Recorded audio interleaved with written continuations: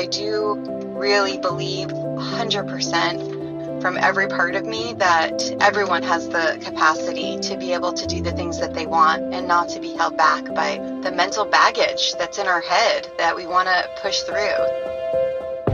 Welcome to the Do the Thing podcast. In each episode, we get down and personal with people who go after the things they want to make all their wildest dreams come true. Join us as we unveil and dissect a formula for what it takes to do the thing. Here is your host, Stacy Lauren. Hey everyone, welcome to the Do the Thing podcast. This is your host, Stacy Lauren. So, all right, guys, you have a really special treat today. We have Lisa Diamond joining us, who actually works out with the same trainer that I just started using. And I heard she had a really amazing weight loss experience. And I was so excited to be able to talk to her because losing weight, it is really doing the thing. There's so many people out there that have tried to lose weight and struggle, and it's so easy to come up with a million reasons why you can't.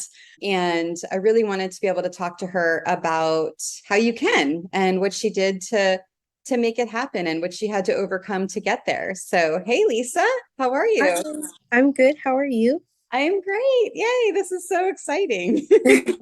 I'm excited. This is my first podcast. So I love being the first. I'm actually a lot of people's first. And it's probably because I used to be really nervous to do stuff. And I would say no a lot whenever people would ask me to speak to someone or a group or whatever. But then I just started saying yes. And then now I have a podcast and it's just fun. So anyway, I'm excited to be your first. Thank you. I was interviewed before I'm originally from the Bay Area. So I was interviewed before by one of the newscast members there. His name is Frank Somerville. He was very well known over there.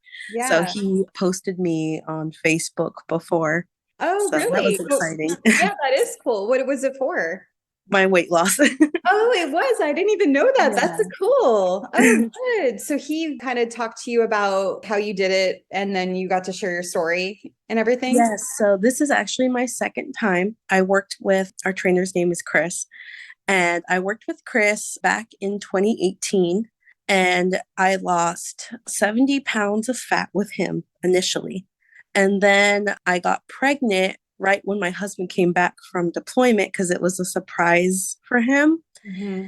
And when you get pregnant, you have those cravings. And Chris kept telling me, your body's not ready to get pregnant yet. But I was like, I know what I'm doing.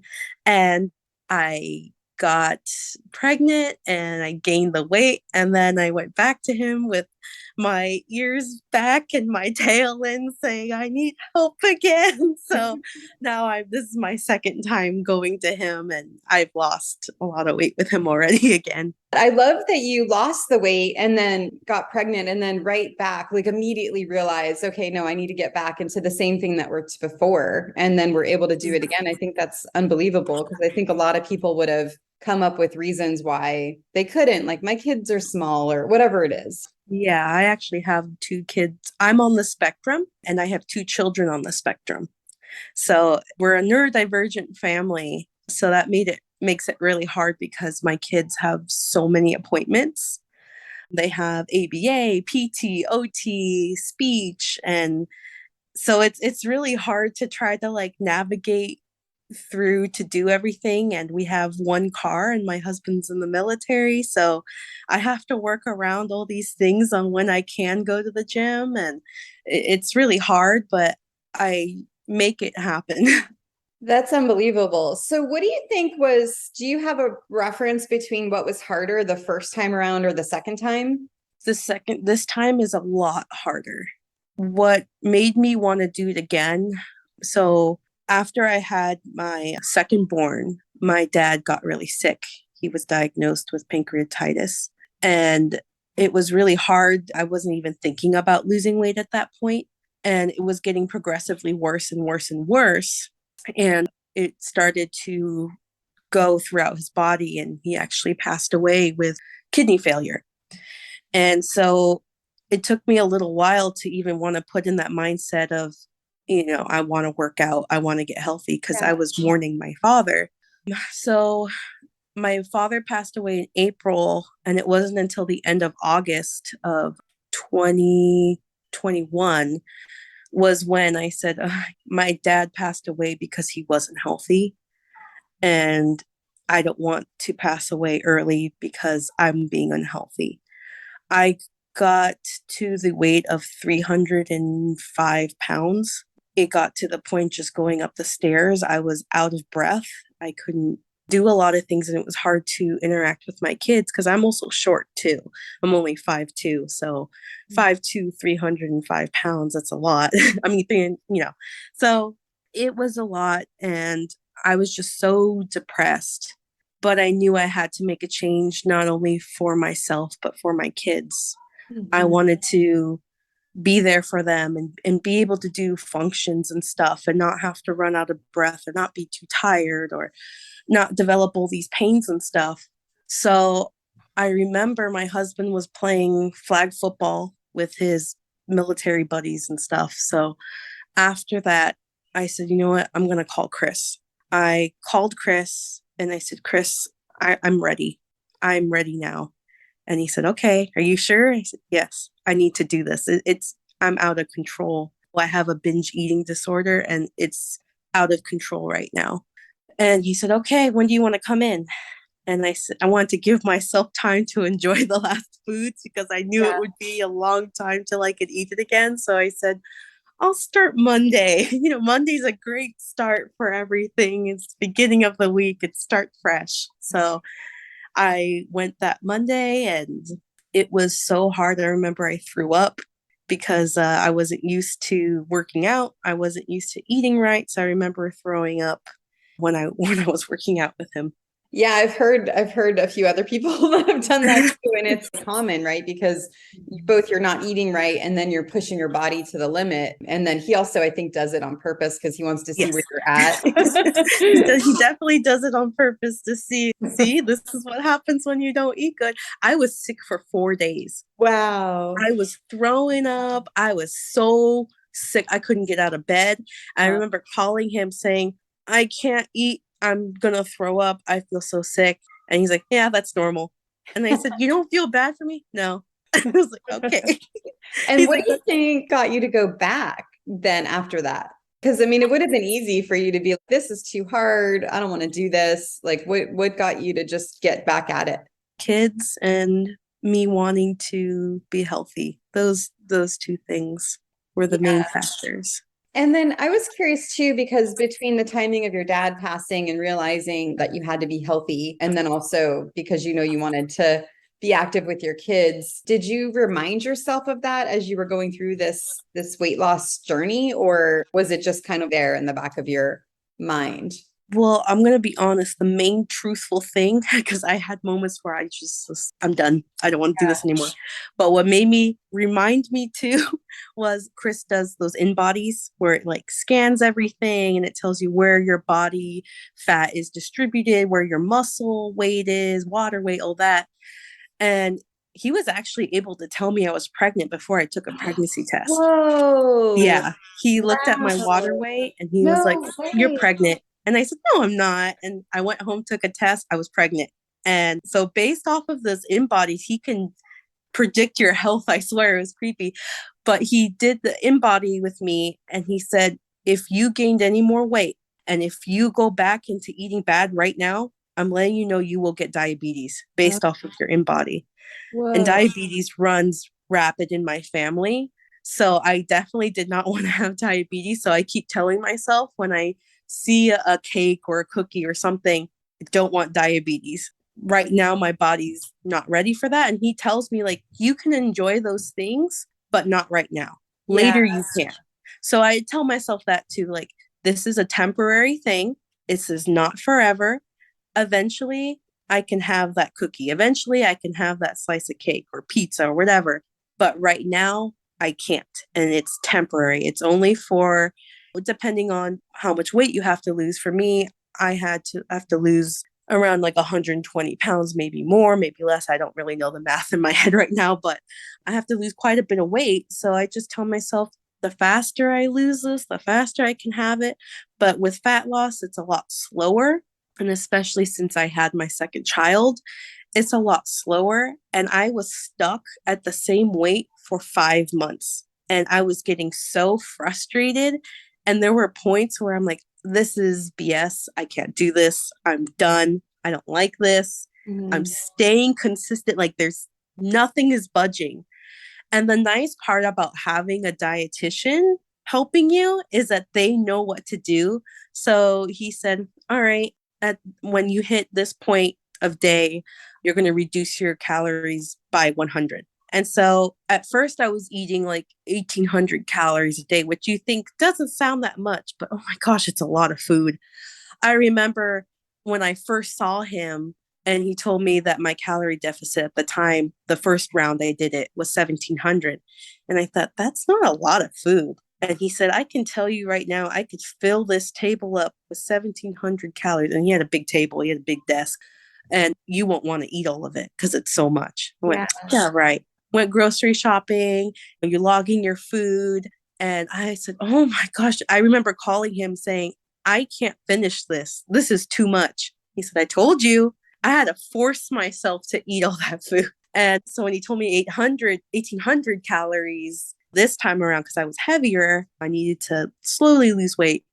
I said, oh my gosh, I'm not going to finish all it. So I remember again calling him, I can't eat all of this. This is too much. And he's like, just do your best, do your best. And so then it went to 1700 and now I'm at 1600 to 1699. So it was definitely an interesting journey. It's nice again to have the dietitian because they know how to read your body. And so he can tell me like, okay, you need to not eat this food or you need to eat more of this food. So he's Mm. helped me so much. I honestly couldn't have done this without him. Yeah. And so when you got stuck at that plateau for so long, was that what happened? Was then he was able to look at what time of day you were eating and then it sort of then reduced, like then you were able to get off of that plateau? Or was it just like it needed to be at the plateau for a period of time before you could kind of like go back down again?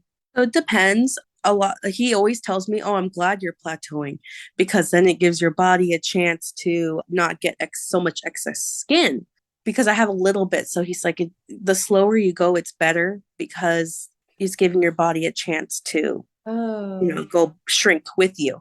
It's good in his mindset, but for me, I want to lose weight. Like I don't totally. in the long run, I know I will. So I'm like, okay, okay.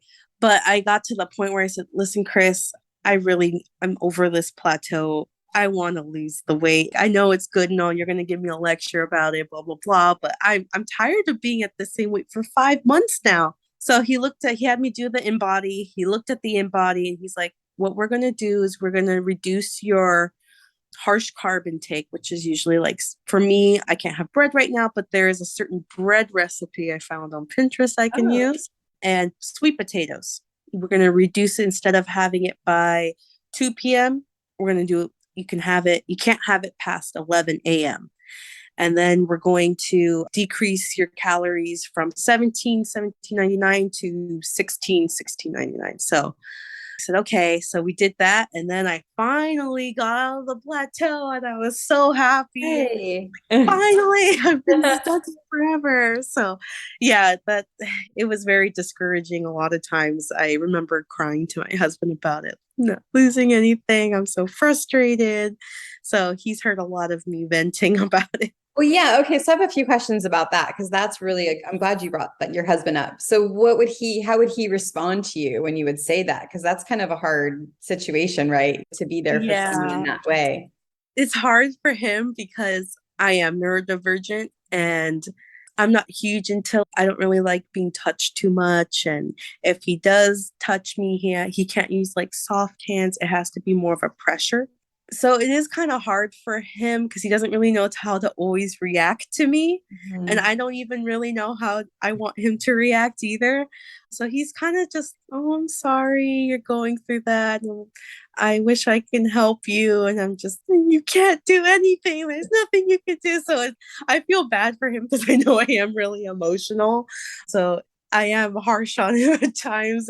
But he understands. He's a very understanding person and he's neurodivergent. He's ADHD. So he kind of understands, but he doesn't at the same time. So He's like a typical male times two. If you Yeah, it sounds like him listening though and being there and just him, you knowing that he's there is helpful. And I'm wondering just because there's a lot of people that when they have a partner, that partner can be a jerk, right? Or they can Yeah. be supportive. And it sounds like he's definitely been supportive, which is great. And I think knowing what that looks like for people that are trying to support someone is important because I think he could be a key part of your doing the thing, just having someone to unload it on. He's also really funny too because I love going on Pinterest or TikTok or the social media stuff and looking at people eating sweets, cookie like rating crumble cookies or eating what they eat in a day, things like that, or making different recipes. And he's like, "Why are you looking at this? You can't eat it or anything." I said, "I know, but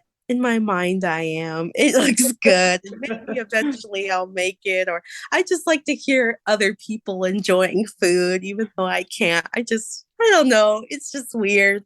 And so he doesn't understand that about me because I can spend the whole day looking at people just eat rating different cookies or rating different cakes. And I just love listening to that stuff. I don't know why, but I Yeah, do. it's cool. Yeah, you enjoy it. It's part of what makes you happy, which I think is good. That's kind of probably you're probably a foodie in a way, Oh but yeah, I'm a yeah, foodie. yeah. And then I was wondering, so 5 months is a long time to be doing the work and then not seeing the results. You definitely like cried during it and had a hard time, but like how did you keep yourself motivated during that? I think just knowing that I could possibly get diabetes and then, So you it know, came back to that. yeah, Yeah. it was always coming back to that or my kids, or I would honestly be embarrassed of myself. I also have, I think, a lot of mainly women, but I know men do too, suffer with body dysmorphia. And so I just didn't like how I looked in my body. And, you always have people telling you, like, "Oh, you're beautiful the way you are, blah, blah, blah." But I didn't feel that way about myself. And so, especially when I was bigger, I just didn't have that self confidence in myself.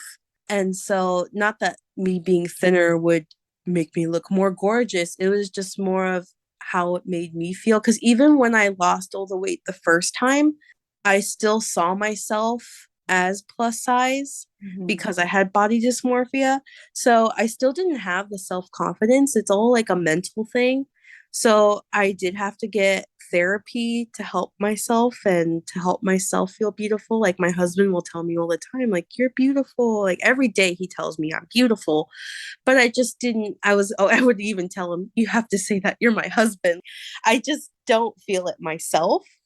And I got teased a lot in school at the time. So when you're getting bullied, if you have a eating disorder, especially with anorexia or binge eating, you tend to do more of it because your mental state isn't, you're not good mentally. So you need to have a therapist to help you with all that. So I'm still struggling with it. I have moments where I crave cake. I'm thinking about it all the time, and it's really hard because it is an eating disorder and it is a mental illness. And a lot of people forget about that. And so a lot of people that don't suffer with mental illness or eating disorder are quick to judge people that are. And why don't you just lose weight? Why don't you just eat food? Everyone's quick to point at things, but they don't understand what someone is going through. So with me, I had a lot. I have depression, I have autism, I have ADHD. I have a lot going on. My father passed away. I have a lot going on in my life. And so, but a random person doesn't know that. And so all they're quick to say is, "Oh, look at, she's really overweight. She should lose some weight." But they don't know what I'm going through. And same with someone that's going through anorexia, even bulimia, like different eating disorders. It's something is going on in their life and we don't know about it. And so everyone's just quick to judge. Yeah. Are you open to sharing some of the work with the therapist that has helped you move past that? Or I know you're still moving through it, but like, is there anything that really has helped? Is it reflective exercises or is it just someone being there? Or what do you think's the thing that really kind of stands out to you? Because I'm still working on it, I'll give you like a little thing.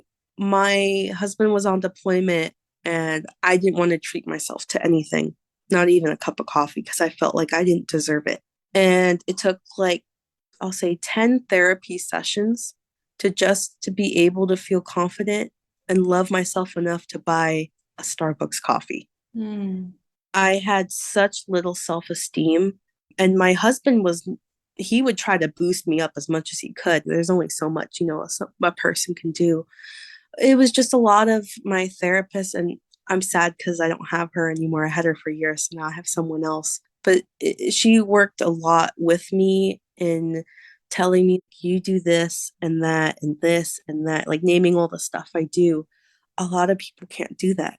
And you're neurodivergent on top of it. You deserve that cup of coffee. You worked hard for it. And I'm a stay-at-home mom, so I felt, no, my husband's out there working hard. He's a damage controlman, which is like a fireman and an engineer. And I'm like, he's working in 120-degree weather, the bottom of the ship, sweating, working so hard. And here I am at home taking care of my kids. Like, I didn't think it was that big of a deal, even though it was really hard, but I didn't feel I was worthy enough for it. And my husband would even say, just go get something, like go get your nails done, go get your hair done.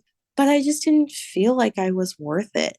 And when my husband watched the kids one day, he said, oh my gosh, I don't know how you do this. I can't. This is too hard. I'm glad I'm at work. I can't. So hearing that really helped boost my self-esteem because, oh, I am making a difference, I guess, staying at home. And my therapist talking about saying that you are beautiful and hearing other random people say it too. You're so beautiful, or I love how you look in that dress, or whatever. That helped too. And it's hard though, because when you're going through depression, all you constantly hear is all the bad stuff people say about you. And so that's something I still do struggle with, is when I'm really down, I'll constantly replay in my head all the bad things people have said to me throughout my life. And I get so down. I think honestly, what helps me is I am a Christian. And so praying to God and talking to God, spending that time with the quality time with God honestly helps me, because I don't think I would be here without knowing that Jesus is here for me and Jesus loves me and he's here to protect me and keep me safe and encourage me. Although having God, having my husband, having my kids, and having my mom is my best friend. So having my mom and having also my other friends, all that plays a factor and has helped a lot. Having family members that even acknowledge, wow, you've lost so much weight, I can tell, which I have like a hit and miss with that one, because I have had family members where they'll say like, wow, you lost so much weight. You look so much better now. Thanks. I'm also Hispanic, so you kind of like take those, they're quote unquote compliments. And so you kind of just, okay, thanks. But it comes off like kind of rude, but they're not trying to be rude. But they'll say, like, oh, you look so much better now. And you're like, geez, what did you think of me before? So it's kind of funny seeing what people say as you lose weight. And people are so much nicer to you too. It's crazy going out in public. I'll have men hold doors open for me. Never had that. I would struggle with my stroller and people will just watch me. But now that I lost weight, I'll have doors open for me. I have a lot more people complimenting me. And it's kind of sad that that's how it is. But I'll even have people just treat me more with respect than when I was overweight. And I don't know what it is, but yeah, it's crazy. Well, it's funny you say that, because I wonder, and I don't know, because we will never know, but and you could tell me how you feel, but I wonder if it's also you walking more confidently too, almost brings that energy out and then people are attracted to that. I'm not sure, but. I was told that before too. But I'm always a very bubbly person. It's just how my personality is with other people. So I feel like my personality hasn't changed at all. I'm the kind of person where if you let me into the lane, if I have my blinker on, you let me in, I'll always say thank you. I'll have my hand up and say thank you. I'll always go out of my way to help people, even if it's a stranger. That's just how I am. And I'm I love to make jokes. I love to play around with people. And I'm just always a bubbly person, and I'm always nice.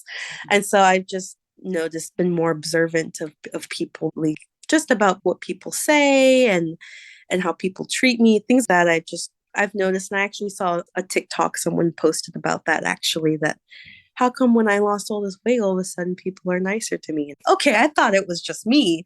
Another TikToker said the same thing. And then I was reading the comments, and there were a lot of people that said the same thing. It's amazing when you can see that human experience based on kind of where you're at too. Unfortunate also. I wanted to also ask with the binge eating disorder and then also the body dysmorphia. So what helped you with both of those things, or what is helping you? Because I think we're still in progress, but Yeah, I'm still in progress. There's nothing that really that helps me. As far as the binge eating goes, I think because I have Chris watching my every move and reading my food logs, and when I do the embodies, he could tell if I cheated or not. I think that helps me not go excessive, because there are times when I'm done with my caloric intake and I'm still hungry. And I've called him saying, "Can I just eat more veggies? I'm so hungry." And he'll say, "Just drink water." I'm like, I want food. There are moments where I do struggle, where I'm like, I really want to eat. I just want to eat just because I'm bored, or I'm sad. I just want to eat. So I do have moments where it is hard, but I just keep telling myself, Chris will know, Chris will know, Chris will know. So I just did learn to, not that Chris will beat me up or everything, but I know I'll get a little lecture. So I don't want to get a little lecture. So, and I really want to lose the weight. So that all motivates me. My husband and I are renewing our vows next June. So I really want to look good on my wedding day and feel confident. But as far as the body dysmorphia is, I have so many days where I look at myself and I'm like, ugh, no. But then I'll have days where I'm like, wow, I look good today. It depends on what I see in the mirror that day. And sometimes it'll happen midday, where like morning I'll wear something and I'm like, wow, I look awesome in this. And then later on in the day, I see myself in the reflection. I'm like, what was I thinking? Oh my gosh, I look horrible today. And then I'll even tell my husband jokingly, like, how could you let me out this? Like, I look horrible. And he's like, you look fine. You look beautiful. Stop it. And I'm like, I can't help it. And as far as I learned with ADHD as well, every time you see a mirror, you have to look at yourself. It's just an ADHD thing. And I found that out online as well. So I thought that was kind of funny, because I'm the same way. Like if I'm going out in public and I see a window, I have to look at myself. And I'm always looking at myself, and I'll critique myself all the time. And I have to learn not to do that. But it's really hard, especially since, when you're a teenager, that's when you listen more to what the media says about your body. And it's going to younger girls and younger boys now. But when I hit middle school, I feel like that's when it really started. I started to have body issues. But I remember my first time experiencing a body issue. I was in elementary school, and I'm Hispanic. We have lots of hair on our arms everywhere.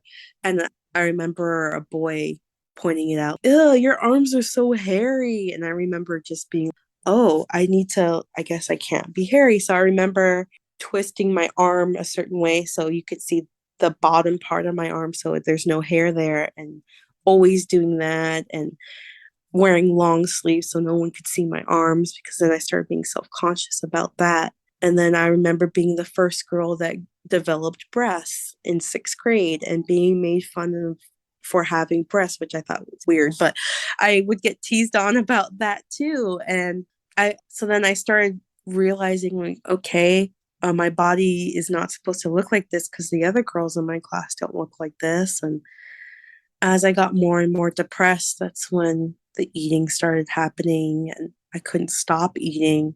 And I started gaining more and more weight. Then I had to go on medication, hormonal medication, and then all that made me gain twice as much. So then I started gaining more and more and more weight. And I would do a lot of on and off diets, and they never worked. I would pay money to do all sorts of different things, and none of them worked. And I remember meeting Chris. There was an advertisement on Facebook for a free massage, sports massage. And I was already on this other program called Lady Boss, and I was on that.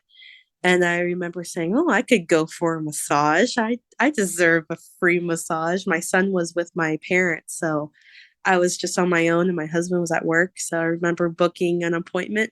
I get there and there's Chris and he starts talking to me about weight loss and all this. And I remember saying, oh, okay, this is nice and all, but when am I getting my free massage? And he went, free massage? I said, yeah, you have it advertised. He said, my assistant, he had this assistant at the time, booked you for a consultation.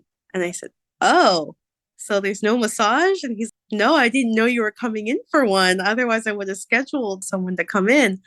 He said, oh, okay. And then I remember being kind of sad, but I'm like, I'll listen to what this guy has to say. And I'm just listening. He's showing me the before and after pictures of all the clients he had, how long he's been doing it for, and how he was in the military and all this other stuff. And then I remember, would you like to do an InBody? It'll be free.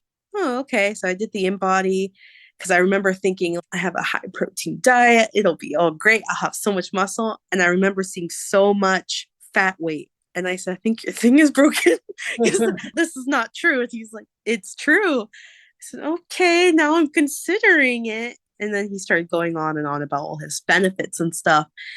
And I remember saying, oh, you're going to have to ask my husband because I don't know. So I asked my husband to come talk to him. And they connected so fast. They were best buds. And I'm just sitting there awkwardly. Okay, what's going to happen? Because my husband's a damage control man and Chris was a damage control man in the Navy. So they started talking about Navy stuff. And I'm just sitting there not understanding anything they're talking about. And I finally said, so am I doing this or not? And because Chris had that connection with my husband was like, yeah, sure, we'll give it a try. And I was like, okay, cool. So I remember just sitting there awkwardly. And I never got that massage to this day. I'm still waiting for it. Never got it. So Chris, if you're listening, get the massage. I know, I need my free massage. That is so cool. And so then you showed up. So you told me about the first day, the second time, right? Which was when you threw up and then it was like 4 days in bed. Yeah, that what was happened? the second. What happened the first day, the first time? Oh gosh, that was horrible. I remember asking him that morning. So I dropped off my husband for deployment. And right after that, I went to the gym, but not right after, like an hour or two later, I went to him. I remember calling him in the morning and asking him, okay, what should I eat? He said, right now, just eat whatever you want. Oh, okay. So I remember making myself a chorizo burrito that day. And I ate it. And I'm just like, okay, whatever. I go to work out. Oh my, I almost passed out. I was so dizzy. I felt so nauseous. And he's like, this is great.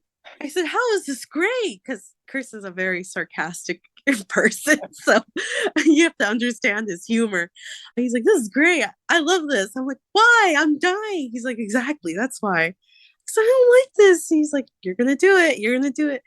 And then I remember saying, what did I get myself into? I regret this, but I paid money for this, so I'm going to do it. And then he told me what I had to eat and all that stuff. So then it got a little bit easier on like day 3.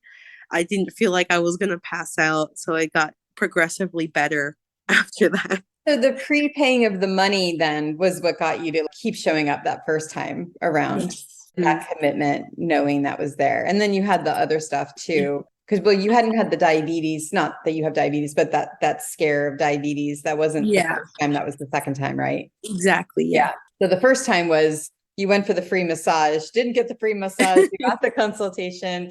He connected with your husband. Husband's like, yeah, let's do it. And then you paid. And then that's when that's how the commitment began, essentially. I also promised my husband, I'm like, I'm going to look so different. You won't even recognize me. So oh gosh, I can't go back down now.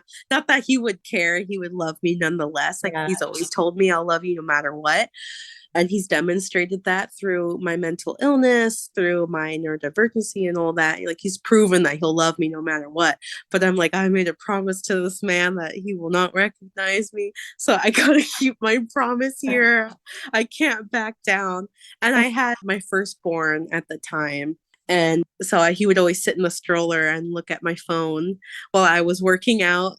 And then Chris would play around with him. He would tell me, okay, do 10 of these 5 different times. And well, I'll play with your son. So he used to take Eric out of the stroller and play with him and interact with him. So that made it a whole lot better. He was always so understanding that I had a child because Chris is a father too.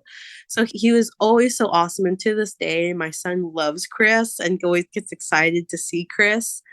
And they're just like little buds. He actually helped my son lose weight too, because my oldest gained a lot of weight on medication. And I had him see Chris, and Chris helped him too. But Eric loved it. He just saw it as playing with Chris. Like he didn't really see it as a workout. And Chris helped me so much because my son is so difficult with food and helping me find the right foods that will work for my son. So my son lost a lot of weight with him too.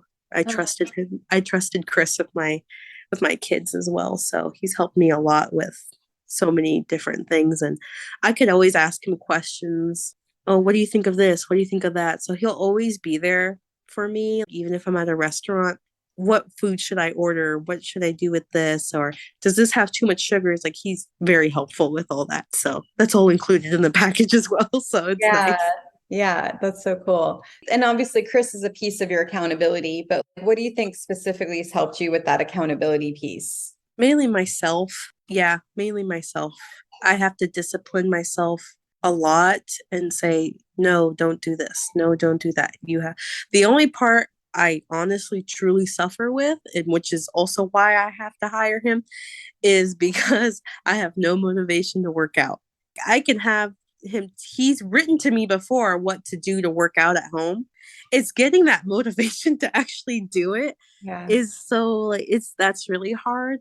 But my son will say, let's do it together. So I'll do it with him. But and my husband will say, don't you have to work out right now? And I'll say, no, I don't want to. So a lot of it, he helps too. He'll help remind me of things. But yeah, it's the exercise part is really hard for me. But the food part, I think I got it nailed down. It's just I can't have no motivation to do the other parts. And for anyone listening, because I mean, they're going to be the people that are listening are actually interested in hearing the formula that you use to do the thing, so that's one piece of the interview that I think is going to be amazing for people, which is number one, you had this extraordinary why you wanted to lose weight between the fear of diabetes and then also you wanting to play with your kids and be able to be healthy and everything. And then the other thing was kind of having that accountability piece with Chris and then also with yourself. The third thing for your formula is you have almost thing that you say to yourself, which is the temporary, this is just temporary. It's not long-term. So you're staying kind of present minded because a lot of people, when they're restricting themselves from anything, I can never have blank, right? But you've changed that by saying, oh, it's just temporary. Maybe it's just today or whatever it is that piece is. But I think that's really powerful. And then you mentioned God, and that comes up a lot with surrender and being able to just surrender to that power. I think that's another piece that's a pattern that's come up with everyone that's doing the thing, whether it be losing weight or starting a business or traveling or whatever it is. That's another thing. And then I would say another piece is you surrounding yourself with supportive minded people with the help of your husband and then your friends. And then I like that you're exploring different things on TikTok and Pinterest and finding that I'm thinking cloud recipe because I'm thinking that's what it is, but the bread recipe. Oh, no, it's not. I got to get the recipe then. I can send it to you. Send it to me for sure. I want that.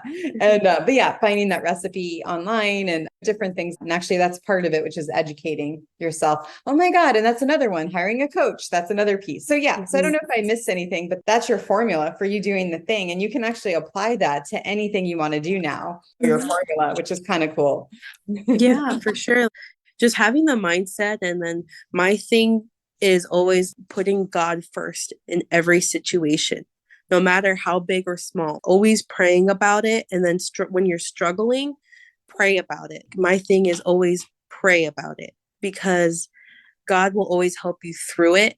And sometimes you think it's good for you, but it's actually not. So depending on what the situation is, he'll either say yes or no. So a lot of times going through this, I would think, oh, I should do this because this is better for me. And he'll say, no, this isn't better for you. Do it this way. And then I'll be stubborn and say, no, I don't want to do it that way. That's the long way. And he'll say, no, this is the right way. So trusting God is a big thing. And I know God put Chris in my life because I would definitely not have been able to do this at all. I would do a whole bunch of yo-yo diets, but that wouldn't have got me anywhere. And he's helped me so much. And I know he is sent from God because, again, I couldn't do this without him at all. That's amazing. And what do you think if you had one piece of advice for people on doing the thing regarding losing weight or whatever it is they might want to do? What advice would you give them? For losing weight, I've told this to everybody. If you're going to lose weight, always see a dietitian. That's my big thing because they're able to tell you more about your body than you are able to tell yourself. And people online, what works for them won't work for you. So people online will tell you, drink this protein shake, take this pill, eat this. It might work for them, but it won't work for you all the time. Mm-hmm. So it might be hard and say, well, it worked for this person. That's because that's them and it's not you. You're your own person and you do things, your body will react to things differently than someone else. So a dietitian, they're expert at food. Don't do a nutritionist. They can't do a meal plan. Dietitians can. And that's what Chris told me. He said, nutritionist is like a nurse. A dietitian is like a doctor. So that's how he broke it down for me. So get a dietitian if you can. That's what helped me a lot because they're able to work with you based on what either like sicknesses you have or disabilities you have. So if you have like diabetes, they can work with you to help regulate your diabetes. So that's my number one advice. If you're trying to lose weight, do that. Also joining a addiction group. I'm planning on joining a food addiction group through a church I found. They work with a variety of different addictions. So having a group of people to discuss what you're going through, I think that would be really helpful too. As far as if you are planning something bigger, planning a business or trying to look for a new job, things like that, my advice is always to pray about it first, but that's my advice.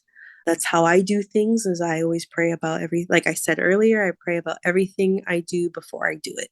Because if it's something in God's will, it will happen. This was amazing getting a chance to talk to you about this. I can't thank you enough for being able to share your story. And I just am imagining how many people it's going to help and inspire. Thank you so much. I hope it does too. Yeah. Do you have any like social handles or anywhere people can like follow your story or stay in touch with you? I have Facebook and I have a Instagram. I have them like blocked from, like, you could send me a request, but you have to make sure you tell me who you are, because otherwise I'd be thinking that you're someone that's a random person and trying to hack my information or something. Say, who's this? So if they send me Facebook, my name's Lisa Diamond. I was going to say I have a picture of me, but no one knows what I look like, so that would make no sense. I don't even know what my profile picture is. Let me see. So that way you can... Oh, I have a picture of my husband and I.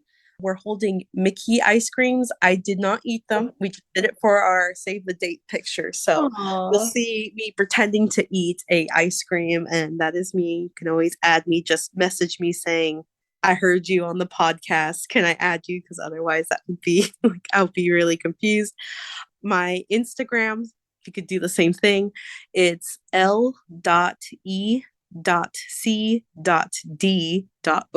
If you're wondering what the heck that is, it's my name, Lisa, my son's name, Eric, my other son is Christopher, and my husband's name is Dustin, and there's 4 of us. So I did all that. I like that. So there's a strategy behind it. Yes, there is. Oh my gosh. Then you can put Lisa Diamond as well, and I'll pop up in there. Periodically, I post things about my weight loss, or I'll post things about being autistic, and I mainly post things about my family and my loved ones on there. Oh, well, good. I'm so excited to be able to publish this and share this. Thank you so much. Thank you so much. I appreciate it.